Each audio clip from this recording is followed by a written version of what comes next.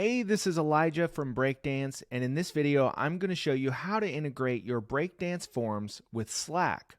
First, you'll need to configure a webhook in Slack itself. So you'll need to have access to apps and integrations on a Slack server to be able to use this.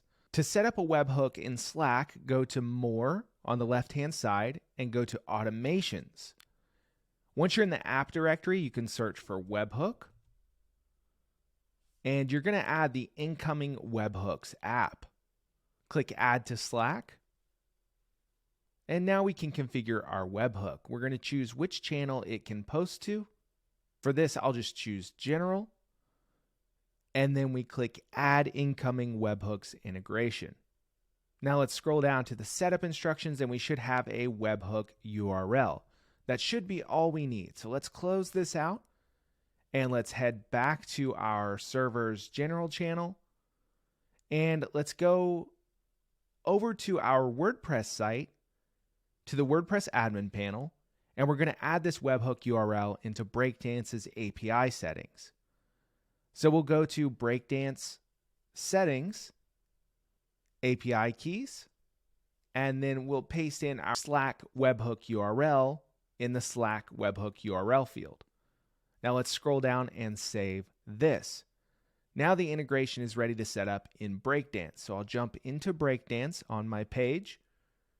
I'm going to click this form builder, and on the left side in the properties panel, I'll expand the actions section and click the actions after submission dropdown and choose Slack. Now that the Slack action has been added, you can see it in the actions list. Click the pencil icon to the right of the name of the action to open its configuration options. Here we can set the message text, hello Slack, title, test, and description. This is a message from my form. You can toggle on the inclusion of form data, or you can leave it off. It's off by default. And you can choose to include a timestamp or not. You can also set a border color for the message. Let's set this to a pink color.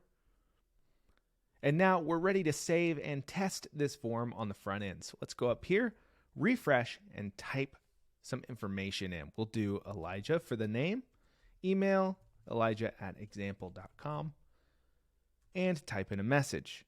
This is my message from Breakdance to Slack. Let's go ahead and submit that. We'll see a confirmation, and then you probably saw the little notification star pop up here in my Slack tab, and if we look over here, I have my message with all the configuration options that I had configured in the integration, as well as the form data, the name, email, and message. Everything has been posted successfully to Slack.